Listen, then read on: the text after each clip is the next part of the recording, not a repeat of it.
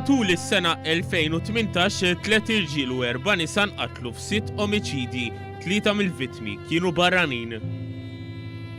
L-ewwel omiċidju tas-sena seħħ fil-15 ta' Jannar bil-vittma jkun Walid Salah Abdel Motalleb Mohammed, Eġizzjan ta' 42 sena, u nqatel b'tir fidu u ieħor f'għonqu.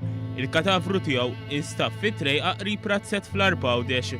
Il-pulizija imexxija mill-ispetturi Keith Arno Bernard Spiteri għadha għaddejja bit-tfittxija s-suspettat ewlieni li x'aktarx ħarab lejn Malta sigħat wara d-delitt. It-tieni omiċidju tas-sena seħħ fl-għodwa ta' 2 tal-14 ta' Mejju meta żewġ Libjani Ramzi Abdul Hafid u Hamza Kamel allegatament daħlu f'dar u taw xeba lil Mahmud El Mejdi u ħallewh mixħut mal-art. Il-vittma miet 4 tiem wara fl-isptar Mater Dei. L-ispetturi Kert Zara u Elliot Magri waslu għaż-żewġ akkużati minn filmati elevati minn kameras tas-sigurtà. It-tielet omiċidju tas-sena ħasad pajjiż nhar is-6 ta' Lulju għal ħabta tal-10:09 ta' filgħaxija is-Serb Bojan Cmelik ta' daqqit ta' sikkina lill-imprenditur Hugo Ketkuti huwa ġie arrestat dakinhar stess u tressaq il-qorti l-għada mill-ispettur Nikolaj Sant. Wara 6 ijiem jiġġieled għal ħajtu fl-isptar Mater Dei, Hugo miet fit-12 ta' Lulju fl-għomor ta' 52 sena.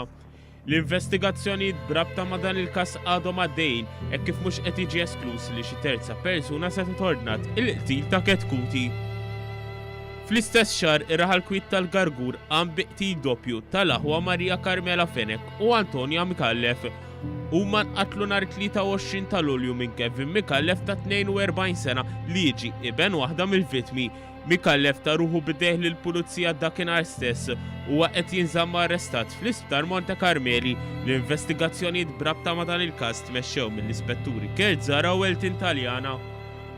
Il-ħames omiċidju tas-sena kien dak tal-Olandiża Shannon Mack li allegatament inqatlet mill-eks maħbub tagħha Jele Rimpa ta' 22 sena u wara li ħanxrilha wonqa il-każ seħħ il-ġimgħa 3 ta' Awwissu f'Santa Venera. Mack u Rimpa kienu għadhom kif temmew ir-relazzjoni ta' bejniethom. Il-pulizija mexxija mill-ispetturi Kert Zara u Robert Vella waslu għall-akkużat fi ftit sigħat u xlewh bil-qtil tal-Olandiża li kien ilha snin taħdem f'Malta f'kumpanija tal-gaming. Is-sitt u l-aħħar omiċidju tas-sena seħħ fil-15 ta' Settembru f'Raħal Ġdid meta Michael Emanuel ta' 25 sena mill-Kosta tal-Lavorju allegatament vaga lis sieħba tiegħu Marija Lourdes Aġus ta' 33 sena, ta' 7 tfal. Kien l-aggressur stess li mar jirrapporta l-assa li l-vittma ma setgħetx tqum. Il-pulizija imexxija mill-ispetturi James Grek u Sara Zerafa qisu din is-sejba bħala waħda suspettuża abbażi ta' rapport ta' vjolenza domestika jumejn qabel. Emanuel ġie arrestat wara li mill-awtopsja irriżulta li l-mara mietet f'Gata. Intant matul is-sena kien hemm ukoll żewġ attentati ta' qtil permezz ta' bomba. L-ewwel attentat seħħ nhar l-4 ta' Jannar u kellu lan li joqtol lin-negozjant Mario Scicluna u s-sieħba tiegħu. Brabta ma' dan il-każ il-pulizija resqet il-qorti 3 persuni u xlithom li qiegħdu bomba mal-karozza ta' Scicluna. It-tieni attentat sar fuq il-ħajja ta' Kevin Ellul magħruf bħala Double Zero f'Razzett fil-Gargur. Il-każ seħħ fit-23 ta' Mejju meta splużjoni kbira eżżet ir-Razzett ta' Ellul.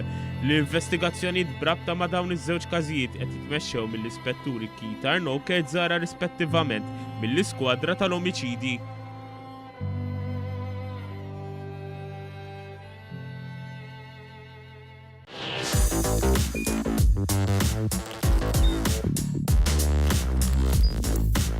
Idħol fuq one.com.mt u hemmhekk tista' tara l-programmi kollha li jxandru fuq One permezz ta' One Play.